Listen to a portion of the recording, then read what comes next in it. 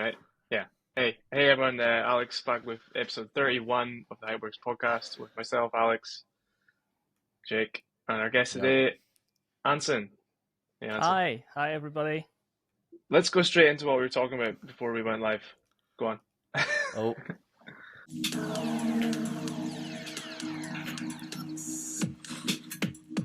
before we started, we were just saying that we were talking, and I said that I feel that your content and your approach to making content has changed a lot within the last couple of years. So, is this an accurate Yeah, I think that's view fair. of your world? Yeah, that's fair. Because, like, for the past 2 years, I have like a lot of changes in my environment, both in my creative like workspace and whatnot. So I think that's a fair judgment. Because when you like, here's the thing: when you switch, when you change to another workspace to create, like me, I changed. This is my first studio for the last couple of years, so your mindset kind of change. Like I'm the kind of person that is very easily affected by the environment around me. So that's Well, I think for our audience, I just want to delve back a bit here, but why don't you say what you do, how you got there, and then how it's changed and what's created that change? all right. Here's my story in a nutshell. I am a tech YouTuber based in Hong Kong. I usually create like my content in Cantonese. And then, so I don't know how much of your viewers will resonate with my content, but I mean, I started doing this YouTube thing when I'm back in college, like 7-8 years ago, ages ago. And then I when I first graduated, I went to like a traditional media company to like try to be a tech reporter, because I always want to have a career in tech journalism. And then that doesn't really work with my style of reporting. And then I switched to another company who is willing to like hire me on a as a contractor, basically, to use my style to make video with my style, but post it on their channel. And then pandemic hit. I basically like lost the contract with them. And then I start going back to my own channel to create video. There was a guy, sorry, Anson, there was a guy that did that. I remember. He's like a big photography YouTuber, Kai. You know that guy, Kai Wong? Yeah, he did that, right? He was like really popular in someone else's channel, and then something happened, and then he launched his own channel from that, right? It's quite a popular strategy, even if it's inadvertent. Yeah. They have a whole stuff with digital rev. I actually know like Kai's partner. Oh, the other guy, yeah. What's his name? Yeah, I forgot Locke. his name. I'm sorry. Yeah, Locke. Yeah. They're in UK now. He's like one of the go to DSLR camera guys, like influencers. They are one of the OG. Yeah. I love them. Yeah, but they're not in Hong Kong now, right? I think they're in UK. No, they're in UK, in the UK. Yeah, cool. So you kind of inadvertently, you kind of got big off the back of that, right? And then I don't know. I wouldn't say I got big, but like I have a career. Yeah. Like that was like a launch pad. Yeah. But anyway, what do you think about that? Like, sorry, Jake, what do you think about that in terms of like, do you kind of maybe do you regret a little bit that you didn't do like traditional journalism, like, looking now like where journalism is, or not? No, I kind of regret not doing what I'm doing right now earlier, because like when I first started, there's hints at changes around like the tech journalism environment even in Hong Kong, But like it isn't a very big hint. Like, oh, we're switching to video. No, it's just like a slight hint here or there, and then I don't feel secure to like jump right into the YouTube space. But like now in retrospect, looking back, I should have. Like, cause Yeah. it is in retrospect, like looking back from where I am now, there is obviously a very like big change from like text-based blog to video. But back then, I didn't know that. One of the things, and I know you outside of this podcast world that we're in right now, and one of the things through getting to know you that really compels me every time I speak to you, gives me inspiration, is that you always seem to reach a point where you can pivot. You always pivot onto a new track. And I've come back to this. Like, I've noticed that even in the last year, actually, like you're making more content that goes on Instagram, far more reels, like the quality of the reels, the time that you must put into creating that. Do you use templates? Like, why the switch? And then what's your process of how you've managed to get such high quality content, even within the last 12 months? Well, there's like two parts to answer this question. Like, first of all, is I kind of become jaded. I don't know if that's like I've been creating like this kind of long form tech review video for a very long time. It felt like nothing really excites me anymore. Like I didn't feel good making that kind of long form video that I used to make, and that still make like pretty decent money, but like I don't feel like I'm creating. And then that's the first part. The second part is I it's very easy to see there's a upward trend in IG Reel, right? So I was like, let's like reduce my long form video into like a very short, tight 60 to 90 seconds video, and then just push it to IG. And I can like concentrate my idea, my sense of humor into that video, and it actually resonates with more non-tech people than I think it would. I think that's the case.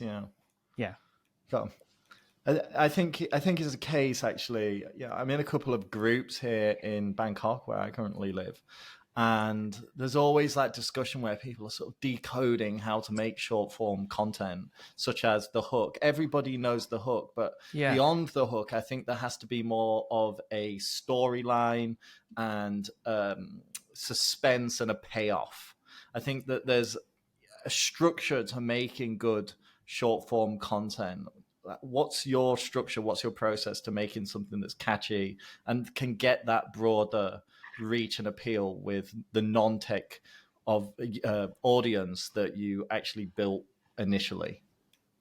Well, like I don't know, like it's the first time I actually like analytically like deconstruct my video. I think like first of all, I would like look at a piece of tech, like look at a piece of like new product, and I'll ask myself like, what's the most like the single most interesting thing about it? Like when I'm like talking to a friend, and if he sees like this new tech, what would I tell him? And that's like the main hook about it. Like when a new piece of tech come out, there's like a bunch of details, like a bunch of features that the company wants you to tell your audience. But like, are those really like what matters? Sometimes, most of the time, it isn't. Like most of them, they aren't. Like, they are just some features that they draw up in a boardroom or something. I don't know. But like, I'll focus on the most important part of the product, and then use my experience, like my and present that part with a sense, like a slight, like a small sense of humor. I mean, as well, just to give our audience context here, what are the sort of more recent products that you're currently reviewing? Where do they come from? What kind of brands are they? And then what are their competitors, top brands within those spaces? Sure, I literally just posted a video about the new, Sonos, the brand, the audio brand. Yeah. Like they just came out with with their first headphone, and then I just posted a video about that. So for that, the most important thing is their first ANC headphone, and then the second important part is it will integrate with their like legendary home theater system. That's the two things. And then I'll just focus on this two, and then like present it in 60 seconds. Where is Sonos made? Like, where's it actually manufactured? I don't know. I actually don't know. Okay, yeah, I'm a bit of a nerd for those details. They're in a American company, but I don't know where's the manufacturer. It's probably Shenzhen. Yeah, probably. It's probably, hey, Anson, I got a question. Made by JVL. Yeah. I was going to say, Anson, what do you think of like, you know how like MKBHD, he's in like a lot of controversy right now because he put out these reviews about these new AI products, and like everyone's like, how can one man make or break a company? What's your thoughts on that? Like, do you think it's dangerous, like that, like YouTubers can really harm brands like that, or do you think it's just like it's reasonable because at the end of the day, like they're just providing an impartial review? No, I think he's just doing his job, like, because like for me, like I just review a product. I have no responsibility to protect a brand so that they will have a second generation of a not so good product. But I do see where the sentiment come from. Like MKBHD has a lot of follower, a lot of influence in the industry, but like at the end of the day, he's still a reviewer. He's just doing what he does. So I see where the negative comment come from, but like, come on. Do you not think though there are some YouTubers that game the system a little bit by favoring some brands and playing brands up against each other? You know, it's not all sportsmen. There are some people in there that intentionally will review products in a not so great light to be able to get follow-up products or sponsorship from brands. That is part of the same ecosystem, right? Yeah, I believe there is people like that in our space, but there's like a recent controversy about Insta360. Like they sponsor a bunch of YouTubers and then ask them not to disclose this sponsorship. Well, I don't like this kind of stuff, but I mean that is out of my control. I mean, I don't want to get into this because I've got some strong opinions about this as well. Because just do it, Jay. I can tell you that whole not disclose. I've got to let this one fly a little bit just for the HYPEWORKS podcast. Do it for the podcast, I have to let this one fly. But one of the things that I think is more a trend of companies that are in a location that I used to work in, that there's they're very direct with what they want. If you look at a lot of brands that are not Chinese, the way that they'll promote their products is a little bit more loose, and they'll send it to a lot of people and then cherry pick and hand pick the reviews. But quite often when brands in the mainland are sending out products, they don't necessarily pick influencers that would necessarily even resonate with that brand. And then they can quite often be unhappy with the reviews, and then this can lead to a whole sort of conflict about payments. Oh, well, we're not happy with the content that you've made, even though you've invested hours, because you've not necessarily said nice things about our brand.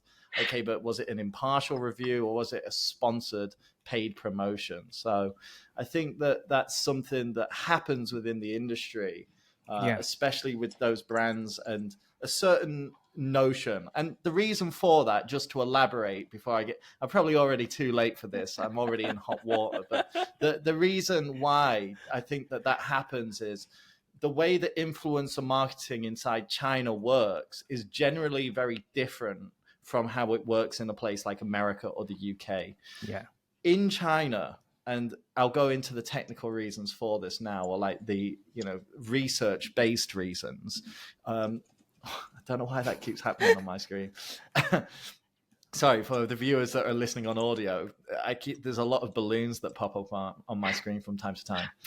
Okay, so let's go back into this. So influencer marketing in China, it generally is more you get what you pay for. So a lot of brands are looking for influencers with high amounts of followers.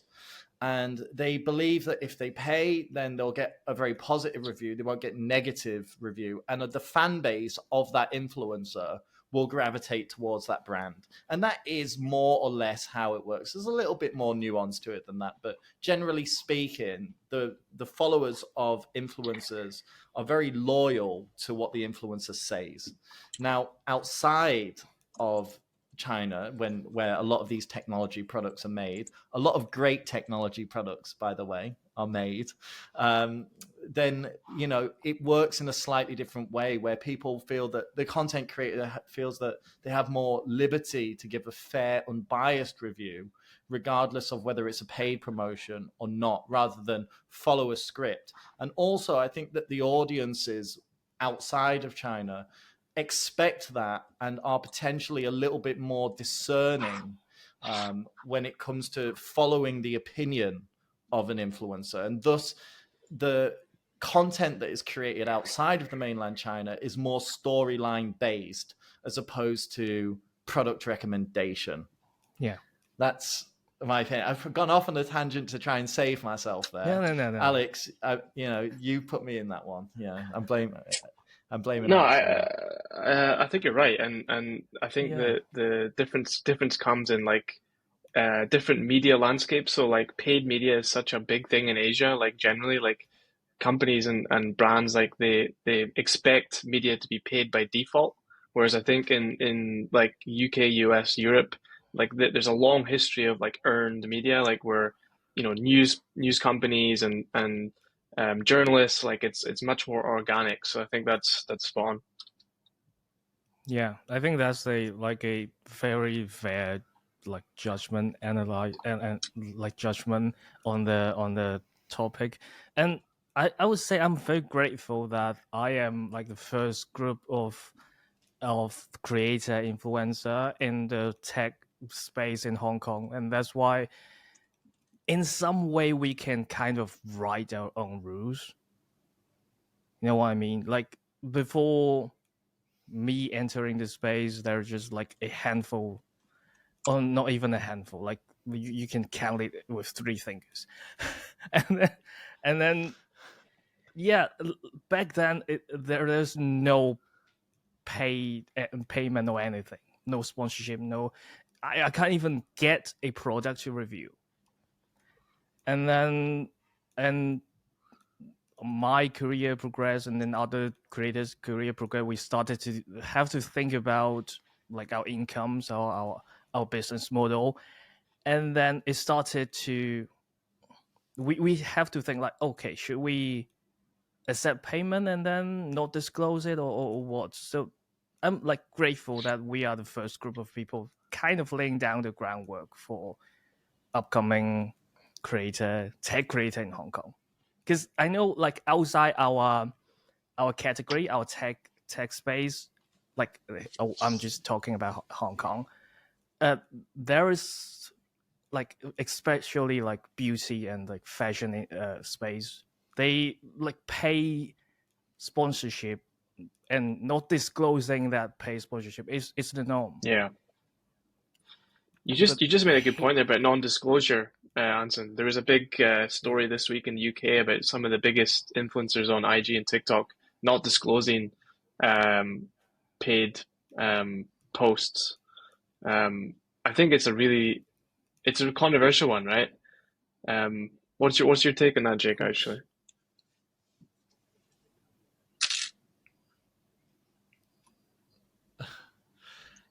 My take on it is this, okay? I think it's quite unfair in some way to disclose, because no, I'm not defending the industry in terms of people playing, not disclosing that it's a paid promotion.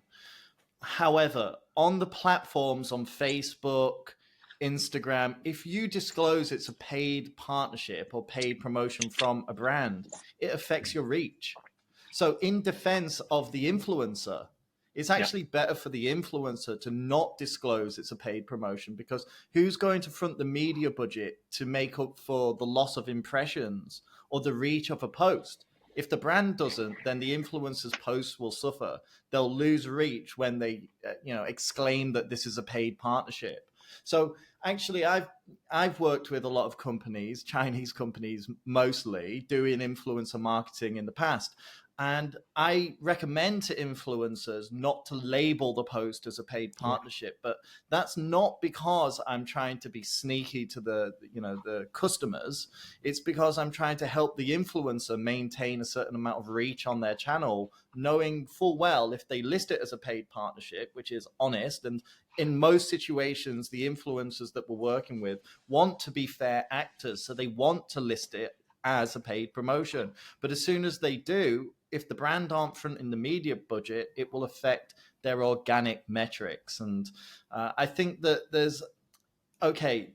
it's controversial, but it's not just about the brand or the influencer. We have to talk about the technology platforms that the influencers are promoting products on as well. So I think there's 3 parties to it. That would be my take. I hope that answers your question, Alex. Oh, wow. So like when, I don't know if that only happens in China. Well, like if a creator, like if I like use the platforms to label that as a paid sponsorship, that will affect the reach. 100%. Oh, because what Facebook wants you to do, if you list as it's like this is part of a paid promotion, because Facebook will then categorize that as an advert, it wants you to boost that post with paid media. So it affects your organic reach. So if you list something as a paid partnership, you might notice that your scores are lower, but that's not just because it's been listed as a paid promotion. It's because Facebook wants you to put advertising money behind it, or at least expects the brand to. Okay, that makes sense. Right. But they don't tell you that. No. Sneaky. Yeah, so why... Okay, sorry, Alex. Go on, Anson. Facebook also made it a rule, I think back in 2021, that all partnerships that are promoting products through influencers should use #ad. Otherwise, it could be categorized as like a bad post and get the influencer banned. That's the FTC law, right? Well, again, I think it's a little bit unfair on the influencer, because it squeezes the influencer and makes the technology platform the ability to make money. So if it's listed as an ad, it will get low engagement, which, you see, in the end of the day, the only party that wins in the 3-party scenario of the brand, influencer, and the technology platform is the technology platform. Yeah. But I mean, they win either way, right? Like you're posting content on their platform,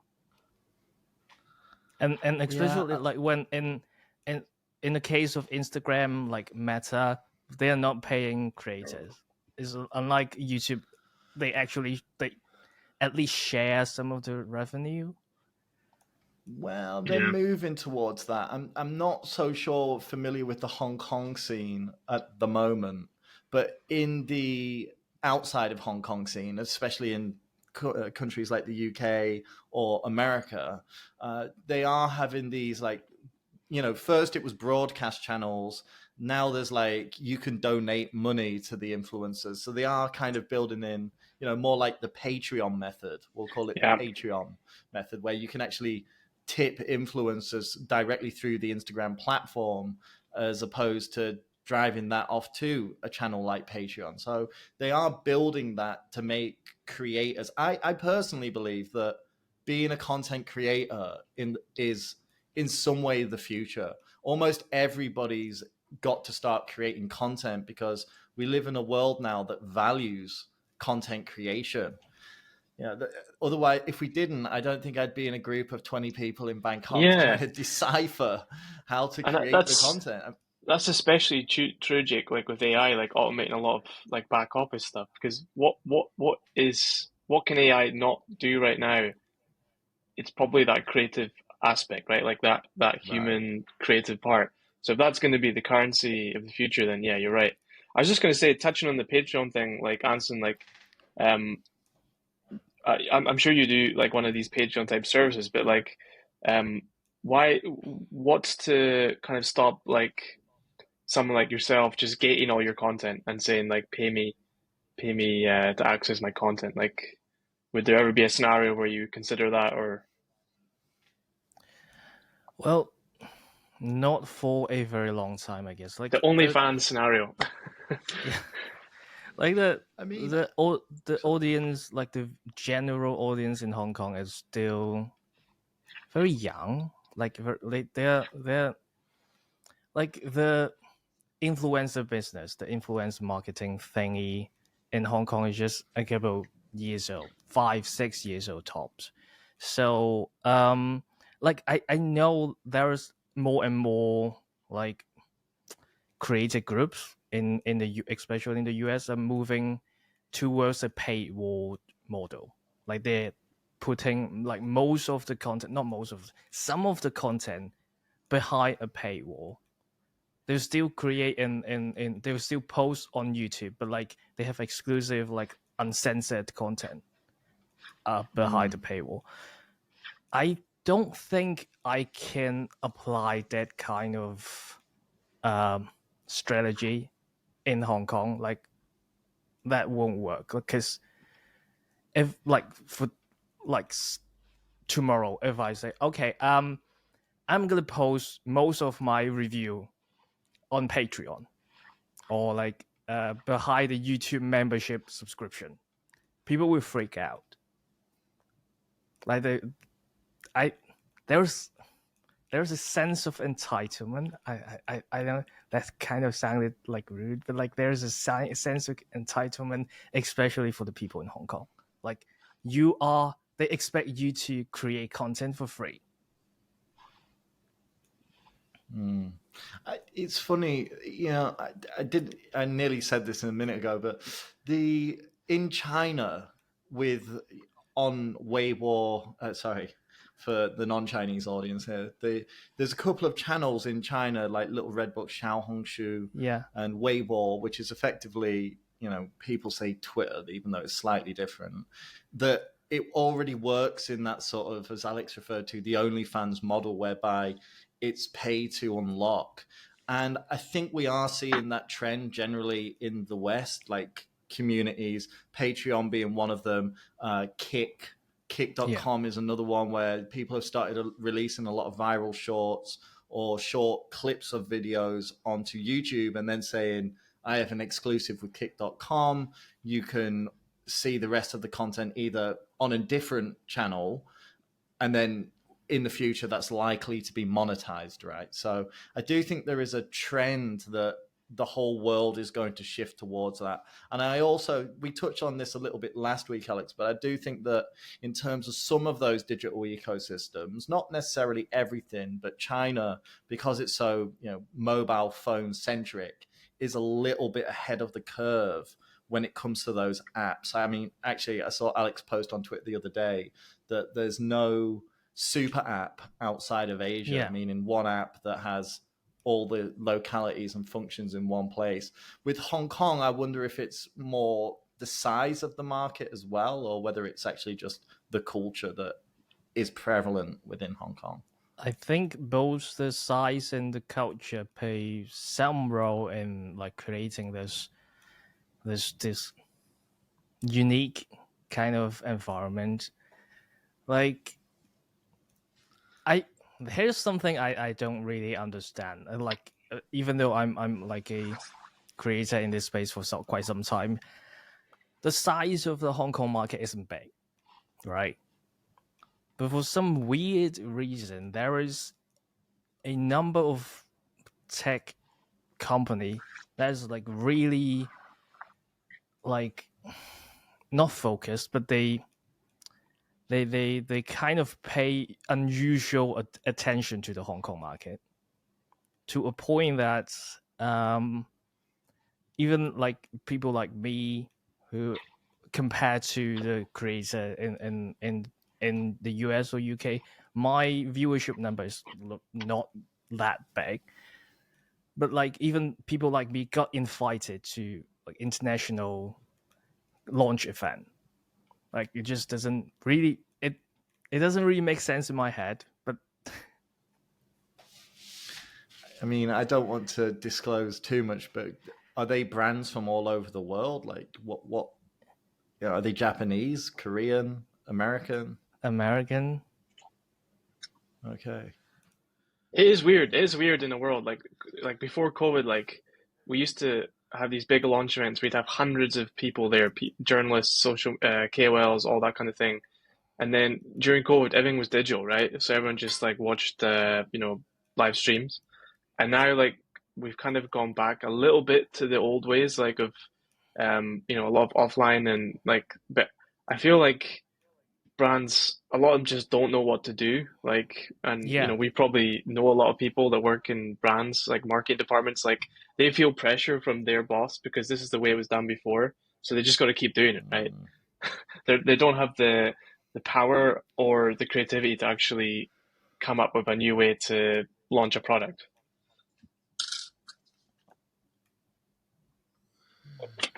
I think it's built on culture. Yeah. Not to chip in there, override the guest, but I think it's built on culture. Culture is everything. We always talk about this, Alex. It's another one of our favorite topics beside AI, but all good companies are built on a good culture. It's true. They innovate because of that culture. They're not necessarily stuck in their ways. It's not the top down fear of the boss. And the weird thing is the culture sticks, right? So like it doesn't matter who's there, like the culture sticks. As long as the bosses are there, like the culture sticks. So like yeah, I mean we've gone to events like between us like at the same time, and like it doesn't matter if I'm there or Jake's there or whatever. It's the same event, right? Like it doesn't change, like. Here's a question for you, Anson. Like, do you think brands should open up more of the creative side to likes of KOLs and community? Because there's a big thing right now where brands like Whoop and Gymshark, where they kind of say like, oh, let the community decide like what the brand should do. Do you think that's a good thing or not? Well, it really depends on what Jake said, the culture of the company. Like nothing like the UK smartphone company, nothing just had a thing that they let their community member to design one of their smartphone. Like they have a standard design, and then they have a community decides version of that smartphone that fit into their culture. Like nothing is like this young hip company. But like if let's say if Apple said, okay, guys, what do you want? That's different, right? That won't work with Apple. If Apple let the user community or even the pro user community to decide what their next iPhone should be, well, a lot of people will be happy, but it won't be Apple. Right. Well, I think Apple's one of the few examples I can think of where people expect Apple, the brand, to know what the customer wants better than the customer. Yeah, they really want to like echo the message that we know what you want. If you don't like what we do, like fuck off. Right.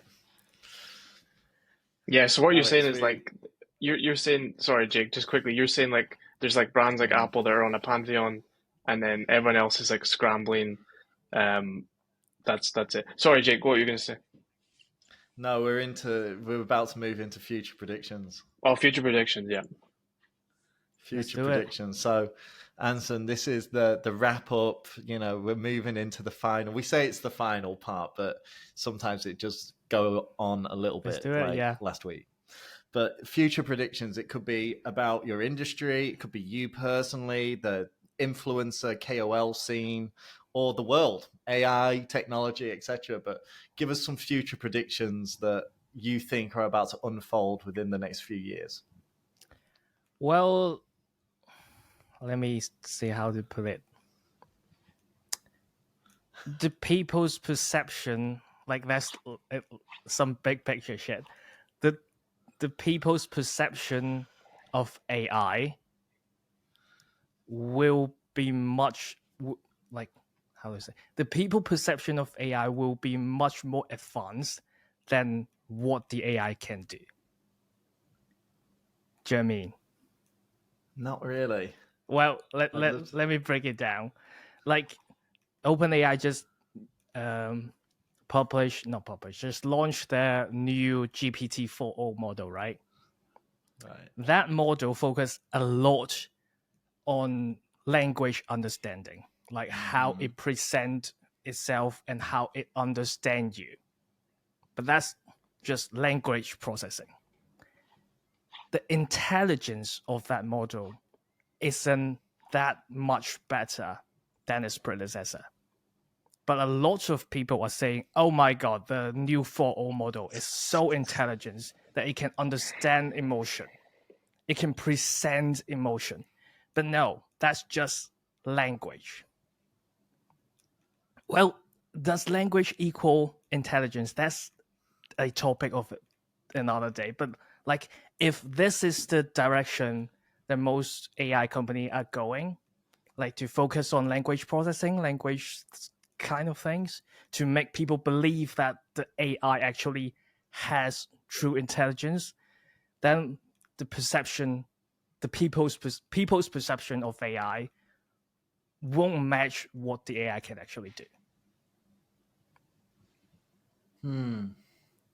Well, there's a test, isn't there, to determine whether the AI is real, right?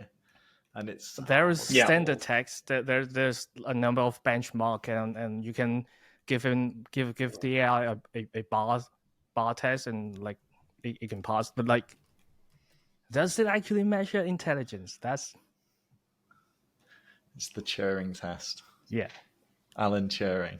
I used to have a housemate at university that used to talk about that all the time. So here's the perspective, though. Okay, some people might think there was another test in America, by the way. I wish I dug this up. I'm going to have to do a little research at some point here. But there was a test in America where they had told people that the machine wasn't actually intelligent. It more or less, this is like done in the 1980s, by the way. This was a long time ago. This is 40 years ago, where they built like an AI machine, and they asked people to type into it how they were feeling, and the machine more or less emulated back to people what they'd said, and then people felt that the machine was intelligent, that the machine could understand them. Yeah. So in some sense, I think that that's the experience that people might be living through with this new version, this new variant. That's a word these days, but a new version of the AI, that it can have this, because it can almost emulate the way that people are emotionally, that people think it has like an emotional intelligence that prior it felt very, quantitative and very systematic and not necessarily empathetic. And I think that's the difference that people are generally noticing now with the later models. However, I also think that with the quantitative ability of AI, and as Alex already alluded to, the things that AI can't do, is that spark of creativity, is generation of a completely new idea that's not being formulated from anything. Do you think we'll get to the point where AI can maybe take two ideas and spawn something completely new? Or do you think it's always going to be based upon what other people have said rather than be completely disassociated from anything that came before? I think, like, technically speaking, it's already doing like similar kind of stuff, like mixing two like existing idea and then make a new thing, kind of a new thing. New is a strong word, but like, you know what I mean? Like, and circle back to the point that people will see a machine having intelligence, like the new, especially like the new one, the new like GPT-4 is so good at convincing you that there is an actual human behind the computer. Like when they have a thing called the voice mode, right? Which is just a text-to-speech engine, but it will have like pause, and whatnot. And then here's what baffled me when I was testing it a few days ago.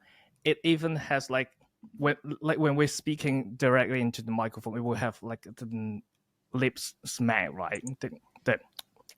This kind of noise. It put it there.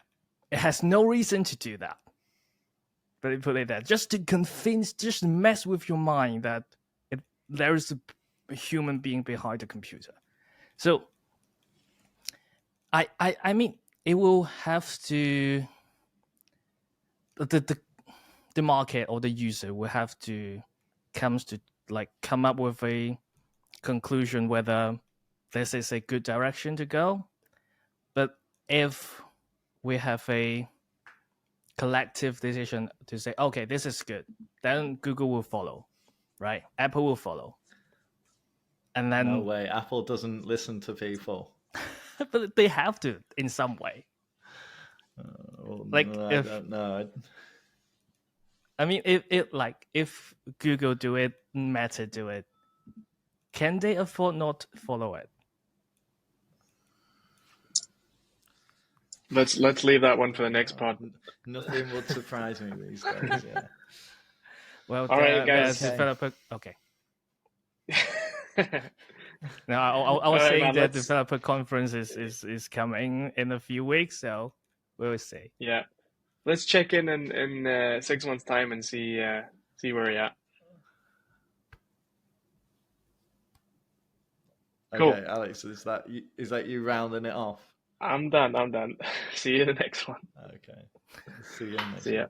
All right. Bye. Cheers. See you guys. Cheers. Bye.